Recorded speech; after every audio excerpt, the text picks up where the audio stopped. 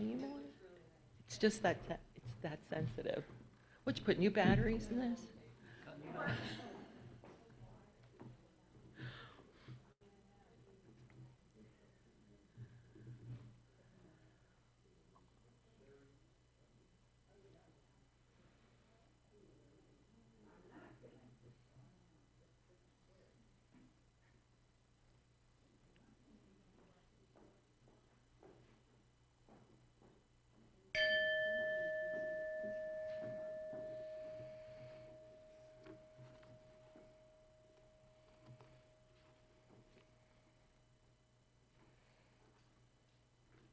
Welcome to this congregation. We are the Unitarian Universalist Fellowship of Lower Bucks, and we welcome you. I'm Colleen Stow, your lay leader. Thank you for choosing to worship with us.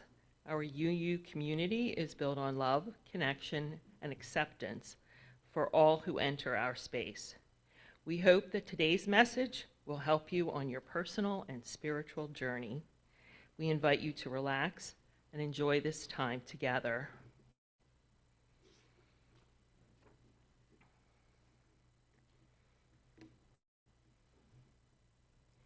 For the month of April, our theme is generosity.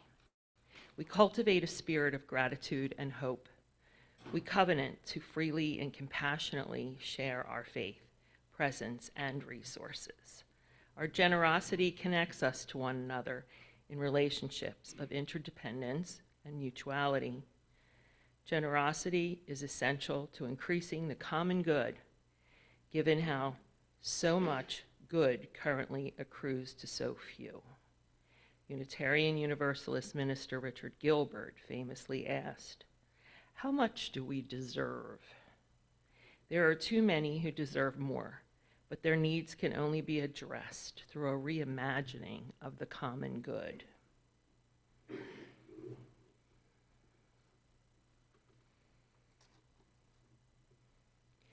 Today's speaker is Andrew Weber. He's a lifelong Unitarian Universalist who grew up attending Mainline and currently serves Thomas Paine Unitarian Universalist Fellowship in nearby Collegeville, PA.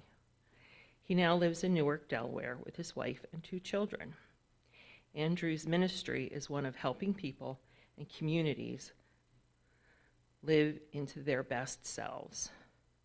He reflects on living a faith-informed life on an online blog called How to Drive Like a Minister. His sermon title today is What Increases When Given Away. Much of what really matters in life increases when we give it away. Love, kindness, and care all grow when shared. Generosity is not dependent on how much one has. It is first and foremost a mindset. Let us share and cultivate our personal and communal spirit of generosity.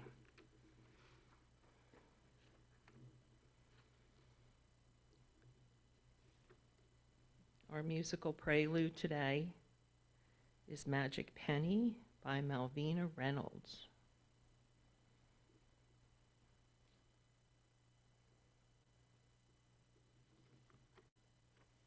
Good morning, everyone.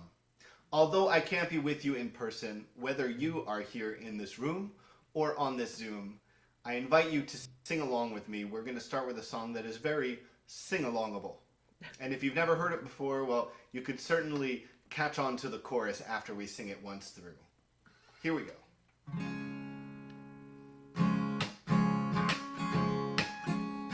Love is something if you give it away, give it away, give it away. Love is something if you give it away, you end up having more. Love is something if you give it away, give it away, give it away. Love is something if you give it away, you end up having more. It's just like a magic penny, hold it tight and you won't have any. Lend it, spend it, and you'll have so many. They'll roll all over the floor. For love is something if you give it away, give it away, give it away. Love is something if you give it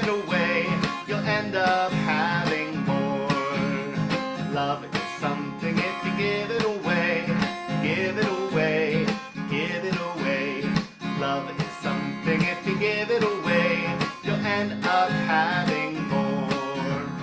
It's just like a magic penny. Hold it tight and you won't have any. Lend it, spend it, and you'll have so many. They'll roll all over the floor. For love is something if you give it away. Give it away, give it away. Love is something if you give it away. You'll end up having more. One more time. Love is something if you give it away. Give it away, give it away. Love is something if you give it away. You'll end up having more. For you'll end up having more.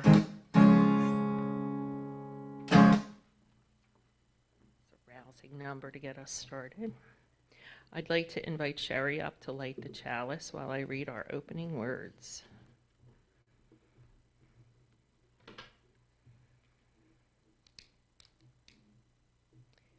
Generosity is the most natural outward expression of an inner attitude of loving kindness. From the Dalai Lama. Please welcome Aaron Mackey with the message for all ages.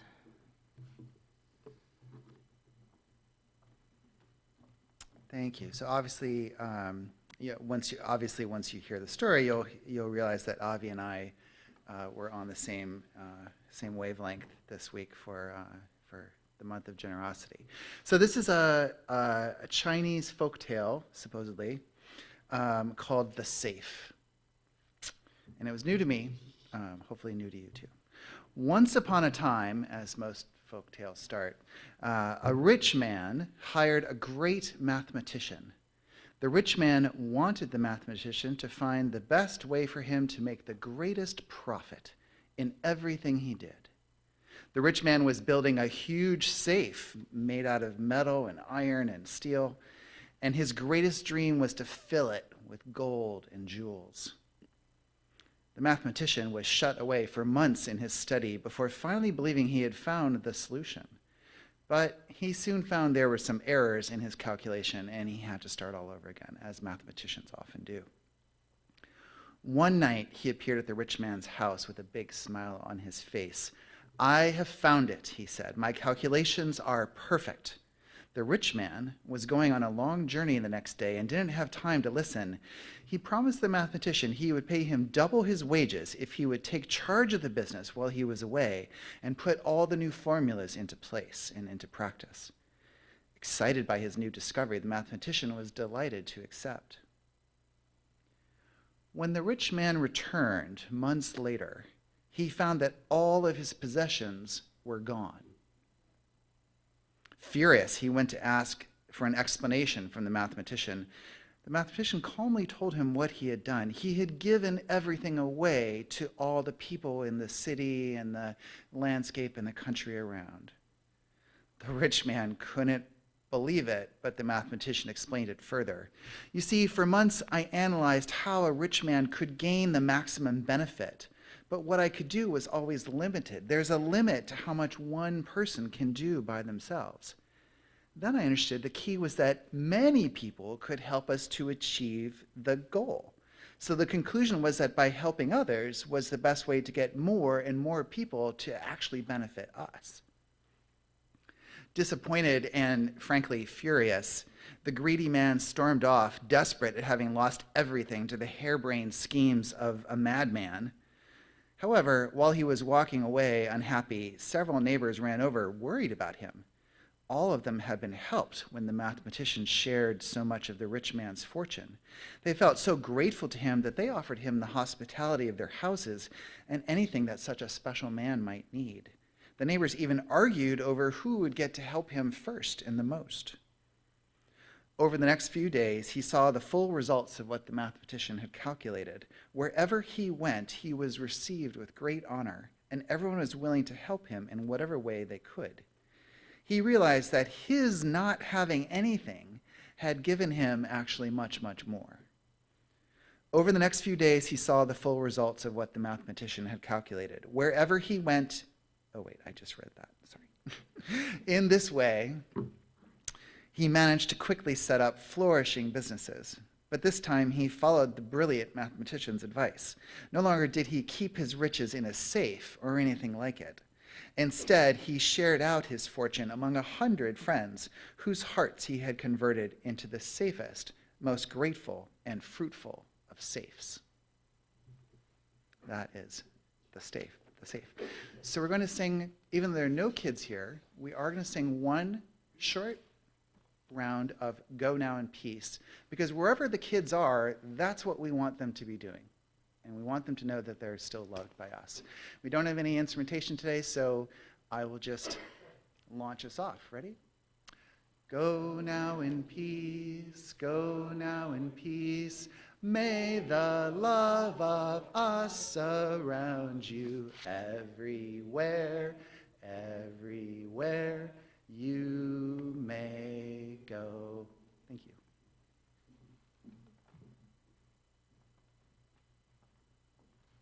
Thank you, Aaron. That was wonderful.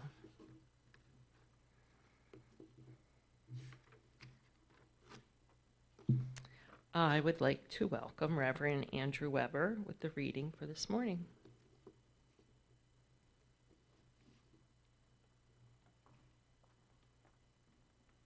Thank you, Colleen.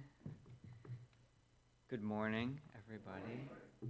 Our reading this morning is from a strange place, which I guess that doesn't narrow it down. Most of our readings could be said from a strange place. This is from a blog on monkmanual.com by a man named Stephen Lawson.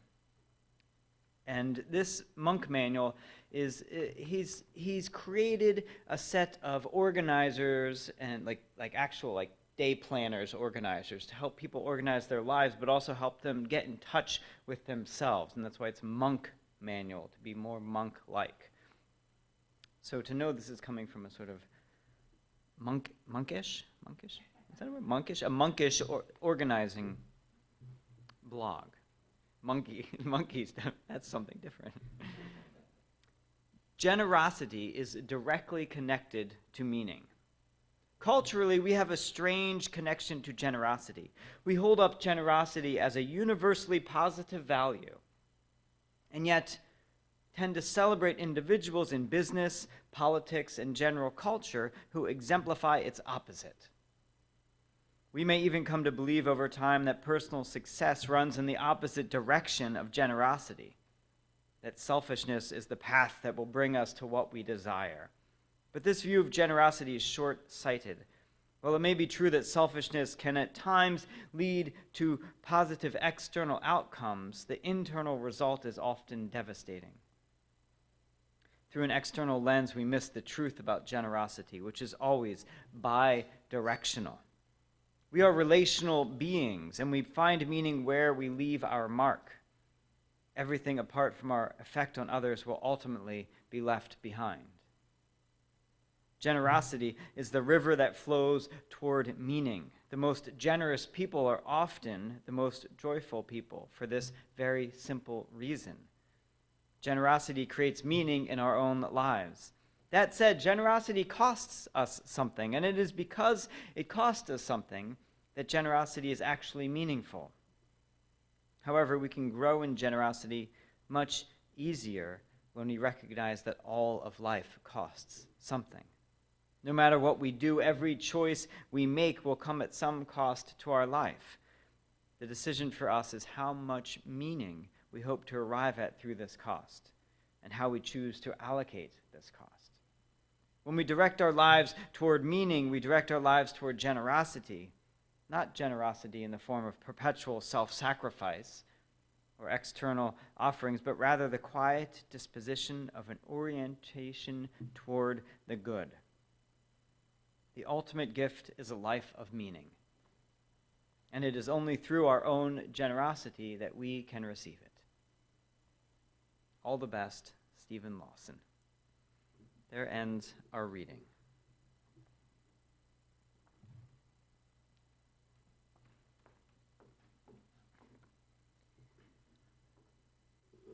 Now comes the time that you can show your generosity through our offertory.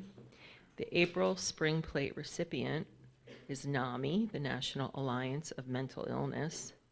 NAMI's Mercer mission to offer help and hope to all those affected by mental illness is one that touches just about everyone. They raise awareness of mental illness by their NAMI walks and their NAMI night out. Please be generous. Thank you.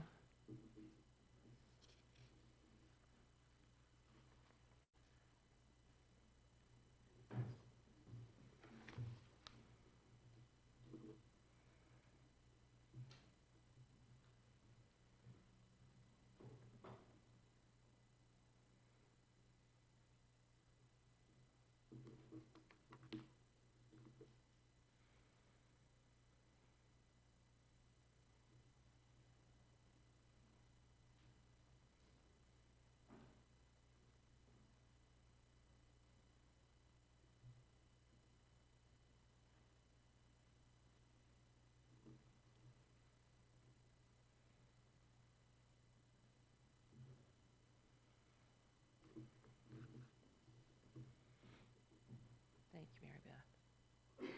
Thank you, everyone, for your kindness and generosity. We now have our interlude with Avi and the wonderful Natalie Merchant.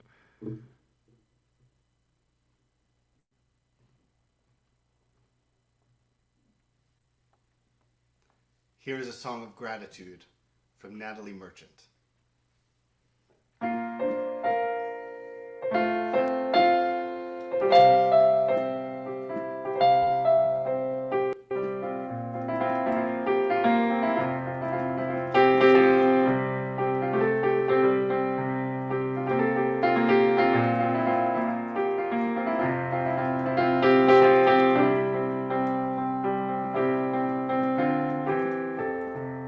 You've been so kind and generous. I don't know how you keep on giving. For your kindness, I'm indebted to you. For your selflessness, my admiration. For everything you've done, you know I'm bound to thank you for it. Na na na na na na na na na na na na na na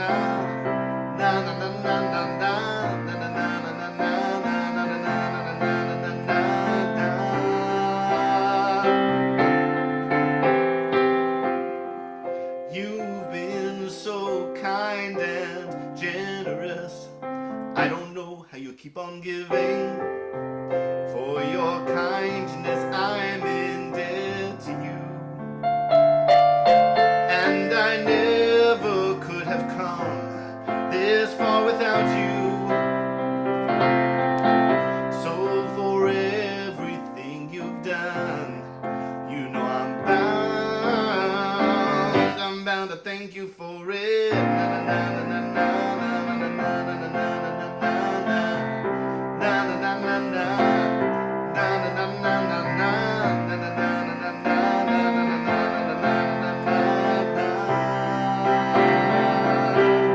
I want to thank you for so many gifts you gave with love and tenderness. I want to thank you. I want to thank you for your generosity, the love, the honesty that you gave me.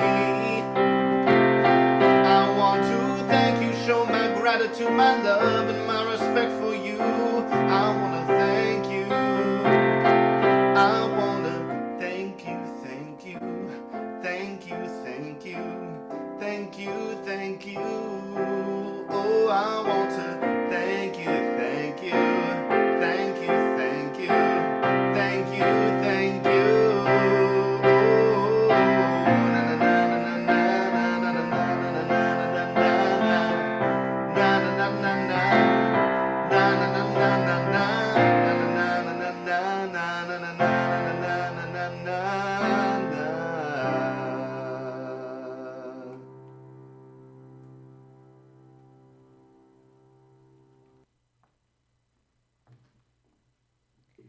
Please welcome back Reverend Andrew Weber with his sermon, What Increases When Given Away?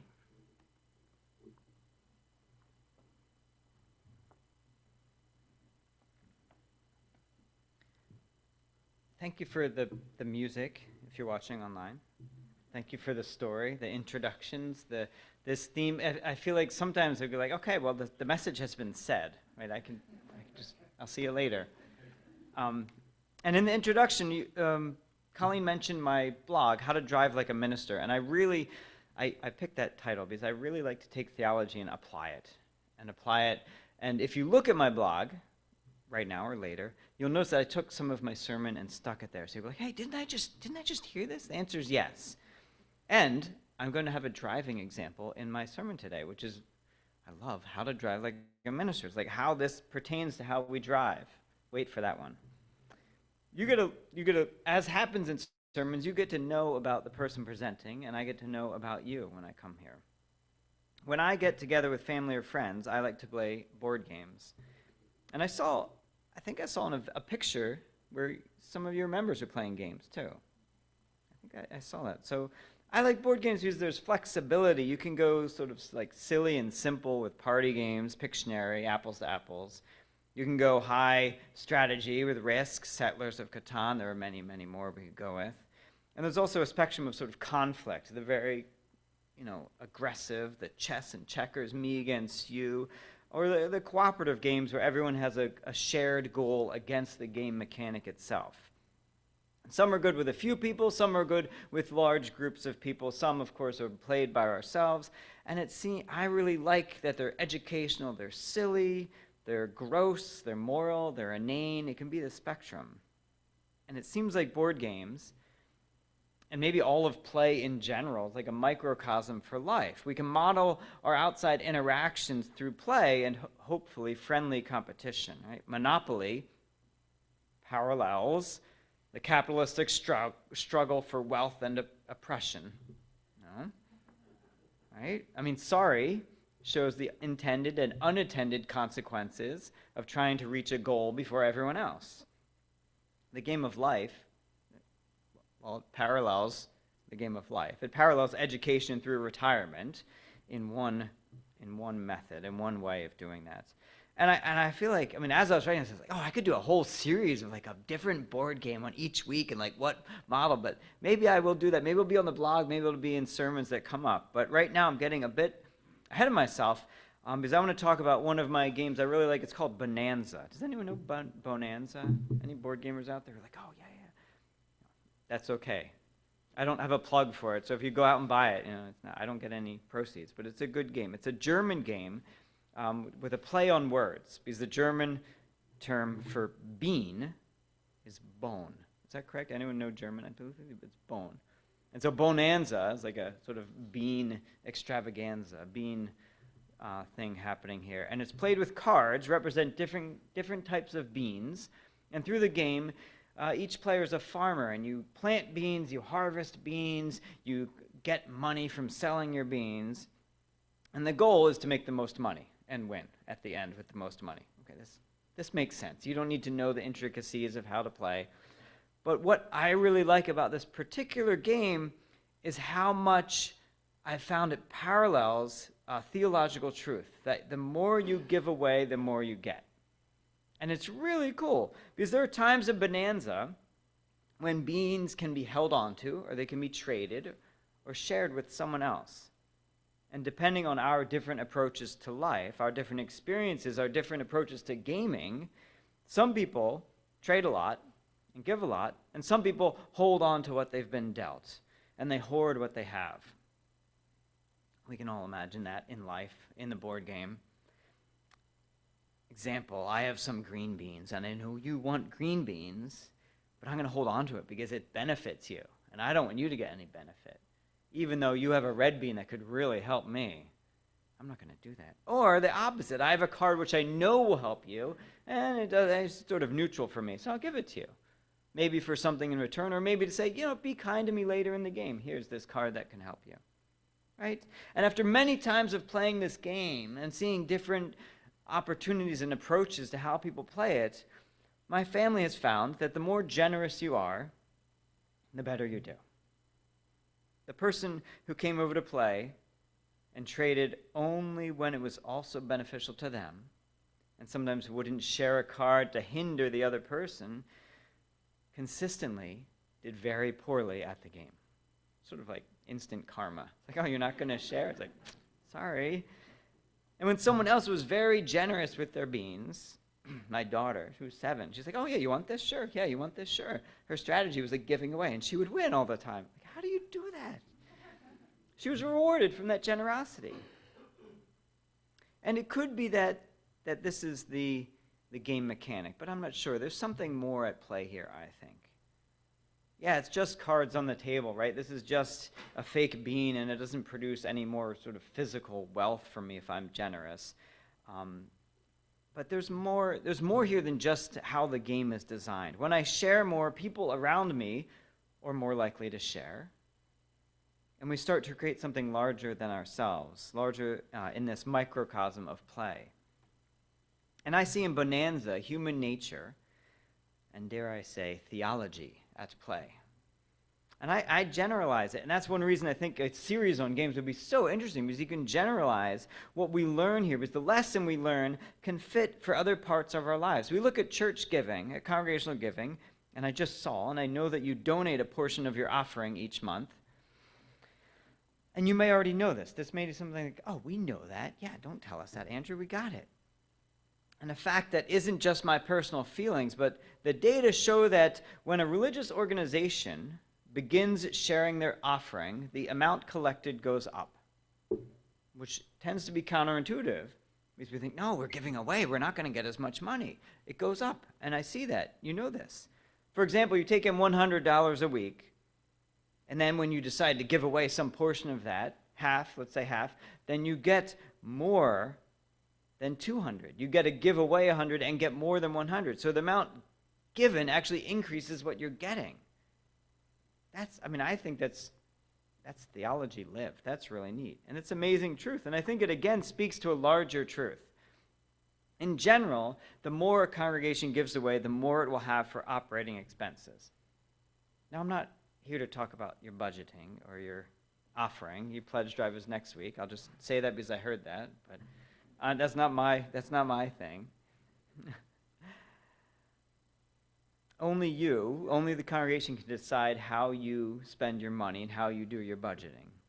And only each individual can decide what is financially responsible for you to donate, to save. There is some privilege in giving away money, but I'm not here to preach about your money. I'm here to talk about generosity. Generosity, which can be embodied in much more than just finances, right? And what I've found personally, institutionally, professionally, is that the more generous we are, the more generosity we will experience. Once again, we see human nature making a difference in ways we can guess upon, but in ways that are hard to fully grasp.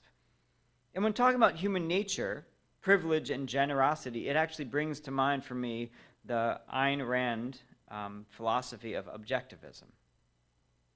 And in Ayn Rand's books, she promotes a very selfish worldview and posits that everyone should look out for their own self-interest and use reason and facts to pursue individual happiness.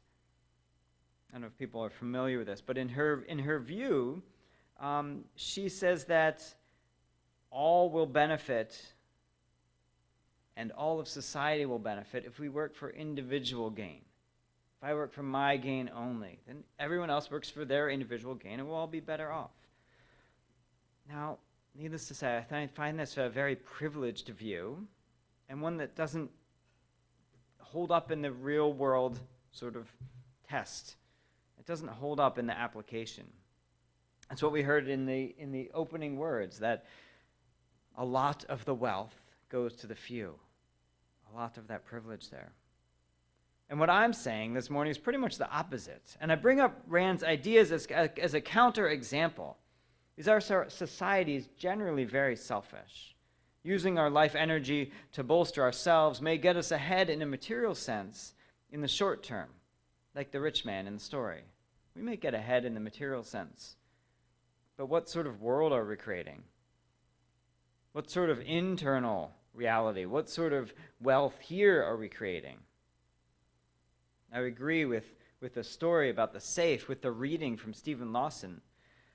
While it may be true that selfishness can at times lead to positive external outcomes, the internal result is often devastating. Through an external lens, we miss the truth about generosity, which is always bi-directional. The rich man got rich after he was sort of forced to give away. Then he had the richness of those relationships. What Lawson promotes, Rand renounces. Generosity is bi-directional. The relationships are bi-directional. If I'm only in a relationship for my own benefit, then I'm missing something. That's not a relationship. That's something else. Have you ever heard the phrase, "you get what you put in"? That's one that I've heard, and I don't think I understood it until I experienced it. And that's the truth here, the truth with generosity, and not just with finances, that you get what you put in, but this is with attention, with love, with care. I am part of the Unitarian Universalist Ministers Association, called the UUMA. It's a professional organization. It's similar to like the American Dental Association and NASW, National Association of Social Workers. I mean, many of you may be part of a professional organization, and it's one for UU clergy. And you know what? I used to think that my membership in the UUMA was just another fee to pay, just another bunch of boring meetings. We talk about bylaws, we talk about dues, maybe continuing education. I'm like, oh, great, another one. And now that they're online, I'm like, oh, I don't want to go to this UUMA meeting. So, are my colleagues watching? Sorry. Yeah. But that's what it was for me. When I thought of it as an obligation, it was an obligation to me. But then I changed. I shifted what I was doing a little bit, and I started to engage more with my chapter, which is the local group of that organization. I went to meetings more often. I made friends. I reached out for support when I needed support. I was there for my colleagues when they needed help or support, when they were in need. And then my UUMA membership became so much more than an obligation. It became a community of friends and colleagues, a place for tears, a place for laughter, a place where I could play board games, a place where I could ask for prayers when I felt lost.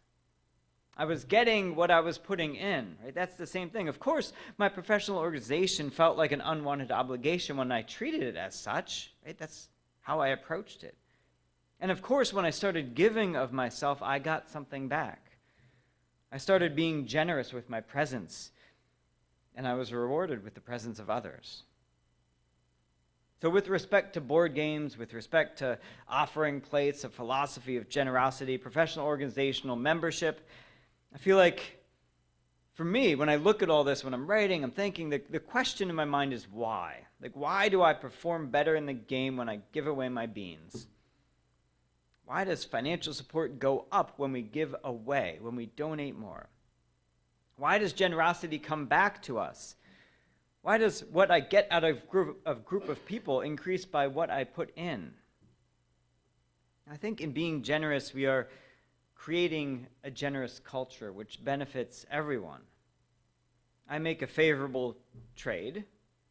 You, in turn, have a happy heart and consciously or unconsciously engage in favorable trades with others, right? I see the church donating money. I come and I visit. I'm like, they don't donate money. They do good in the world. I want to be part of that. I want to support this organization. Of course, I'm going to give more. I open myself up in membership. Others see my vulnerability, my authenticity. I say, that's someone I want to be with. That's someone I want to be vulnerable, be authentic with, be in relationship with. The data of finances can be studied, but the why of human nature transcends the measurable. And this is where, for me, I get a little bit more theological. Okay, I get a lot more theological here. Because for me, my view of the divine is relational. It is pluralistic in a sense of the word. I feel the holy as a sense of life, and a sense of all of love, the sum of all life in the universe, and more. And something more than that. When we relate to one another, when I look at you and you look at me, there's something there. There's something here. I don't know what that is. That's a connection, a relationship, a feeling of goodwill? That, for me, that feeling, even over Zoom, when I look into your virtual eyes and you see me, that is God. That's the divine. Yeah. That's that spark, some essence, greater than just the individuals here. That's my view of God, is that God is you, God is me, God is the connection between us. It's the natural world and our connection to the natural world. And so it's in a very specific sense, the divine is created by our intentions, is created by our actions in that view. It's at once sort of very humanistic. It's a very humanistic view of God, and it's also a very pluralistic view of the divine. And this divinity, which I know in my heart of hearts, is sustained and created when we share and when we care. Right? My sharing, your sharing, is us preserving, it's us creating God. And I love to see real-world examples. And here's, I told you, we're going to get to driving. Just when I'm talking about God, this is where we go into the car. And you all, who drove here today? Right? Did anyone drive here today? Did anyone not drive here today? So you may have this. You have an opportunity to say, this is the theology Andrew was talking about. Maybe you didn't drive here today online. I'm looking at the camera here. That's yeah, the camera. But you have an opportunity to say, this is the theology Andrew talked about. Let's put it into practice. Let's see what happens here. I love this when I drive. I don't always love driving, but this I love. Think about when you're driving, when you or someone else needs to merge or needs to make a turn, maybe a difficult turn. I came up 95. Yeah, I was merging. I was making difficult turns, right? When you need to do that or someone else needs to do that, and there's an opening, when someone waves you in or when you wave in someone else, and you can see that person, and if they wave in someone else, that right there, that's God. My wife she's like, what are you yelling about? I was like, look, did you see God right there? She's like, you were just driving. I'm like, I know, but they let me in, and my heart was uplifted, and I let someone else in. It's like, that's like really pragmatic and sort of simple and silly, but also like it's so deep and meaningful and amazing. And that's the better world we create. That's how we, drive like a minister, right? Yeah. So I encourage you to be gracious with other drivers, and then watch and notice. Watch and notice, because frequently that person who you let in, that person who you allow to merge, that car you give space to, will do the same thing for someone else. Will do the same thing. And that, my friends, that's the divine right there. When our positive actions create more positive actions, therein lies the crux of generosity, the crux of divinity, I say, in our board games, in our driving, in our giving, in our lives. You can help create a more loving world with your love. You can help create a more loving world with your generosity. You can help bring the holy into reality right now, right here. If you want to benefit yourself, if you want to benefit the world, if you want to win a bonanza, be generous. Right? Give a little bit of yourself. And see if you can also create a chain of generosity and love. Amen and amen.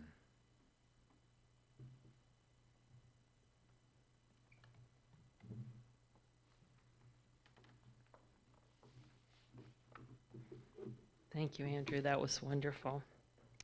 Drive like a minister. Now is the time in our service when we recognize and lift up one another in love. Please come to the microphone and share your joy or sorrow, and please be brief.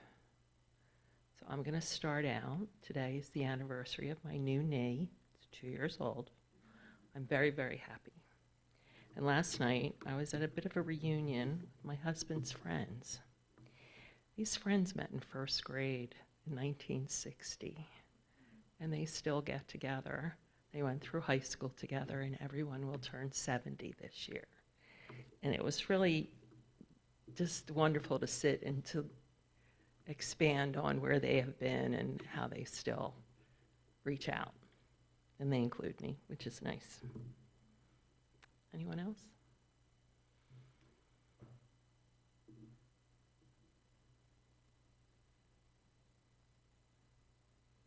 I'm sorry. Oh, Liz's birthday. We got together we made an early appearance at poker on Friday night. It was Liz's birthday, and we had a little pre-poker celebration, and she brought wonderful food. It was a major joy. Liz Mitchell, who goes by Elizabeth, and also Betsy. So it's confusing. Ooh.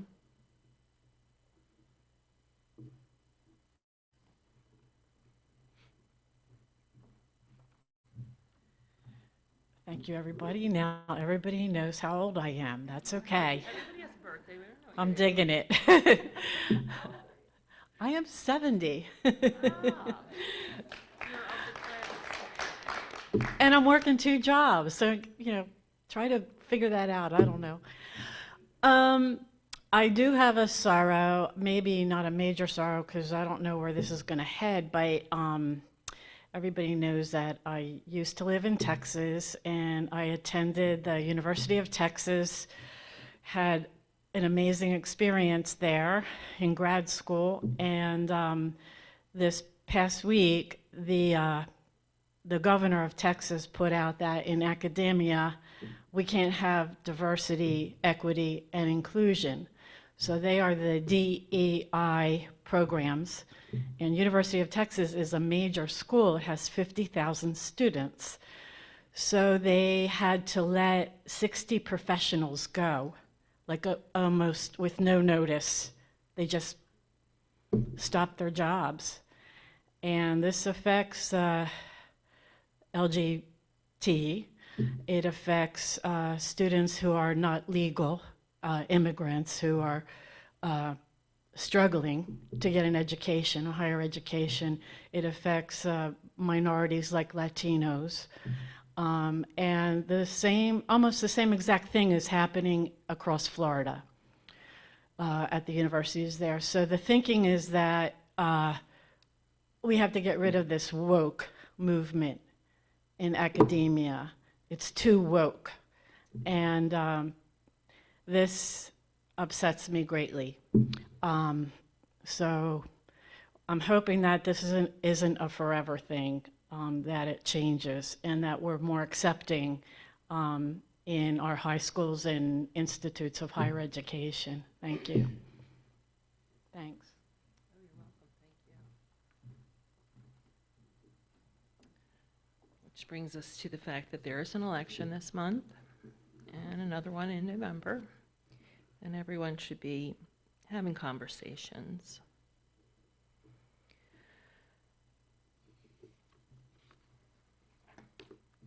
Whether or not you shared today, for your joys, we in this community join you in celebration. For any sorrows or concerns you may feel, our sympathy and compassion are with you.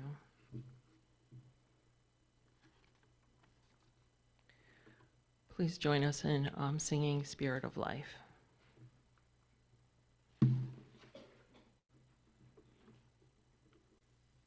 Please join me in singing number hymn 123, Spirit of Life.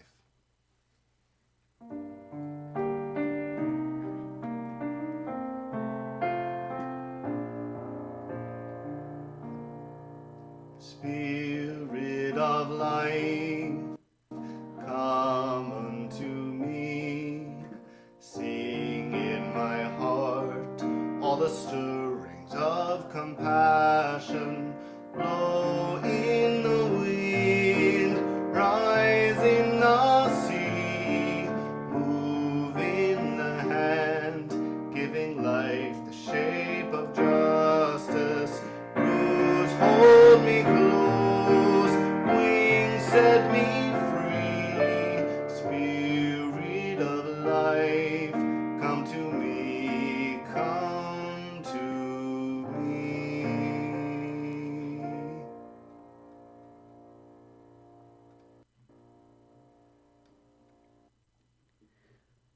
Please relax for a moment of spoken meditation. Everyone just get comfortable. Close your eyes, however you feel. We thank you, God, for potlucks. We thank you, God, for potlucks where a multitude can cook with ingredients and spices that aren't from just one book.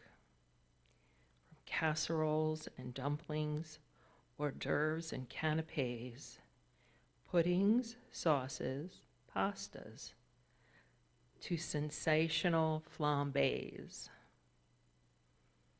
How boring when there's just one dish or flavor to fit all. How yummy and much more delish when our feast's a free-for-all. Our faith is like a banquet too, with many forms of seasoning, where Christians, Rastafarians, and Jews all do their separate reasonings. But all can share one table, break bread and sit to eat, enhanced by our diversity, from pumpernickel to whole wheat. So we are our own blessing, our gratitude's made real, when we as friends can feed and serve each other in life's meal.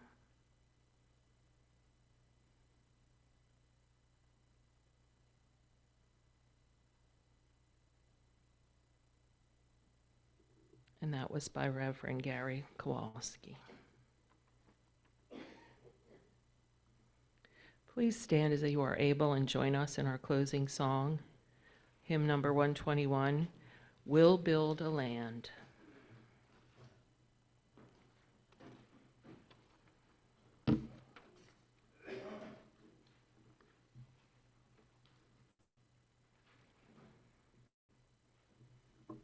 Please join me in our closing hymn, number 121, We'll Build a Land.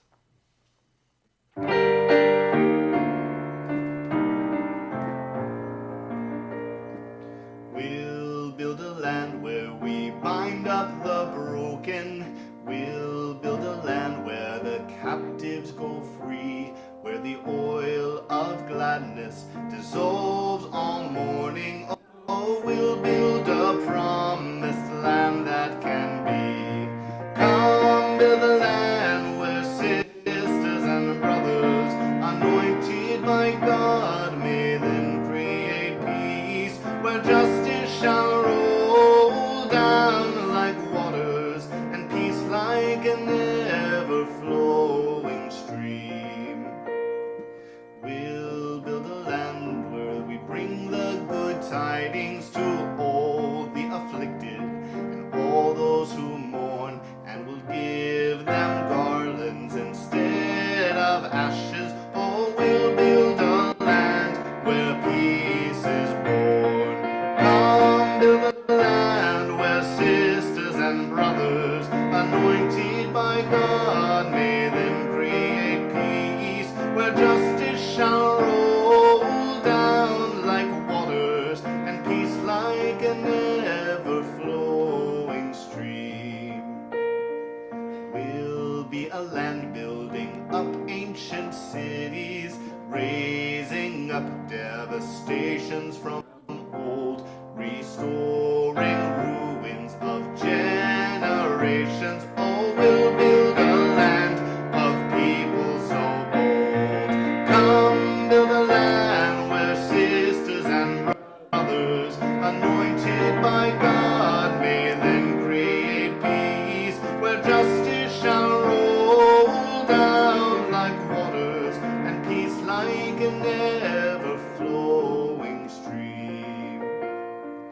Come build a land where the mantles of praises resound from spirits once faint and once weak, where like oaks of righteousness stand her people. Oh, come build the land, my people we seek. Come build a land where sisters and brothers, anointed by God, may then create peace, where justice shall roll down like waters, and peace like an ever-flowing stream.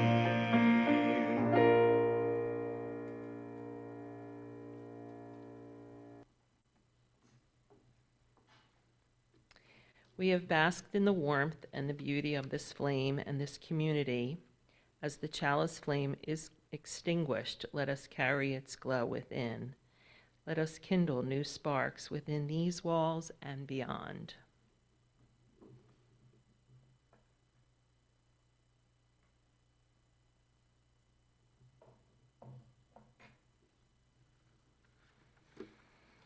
Our service is concluded.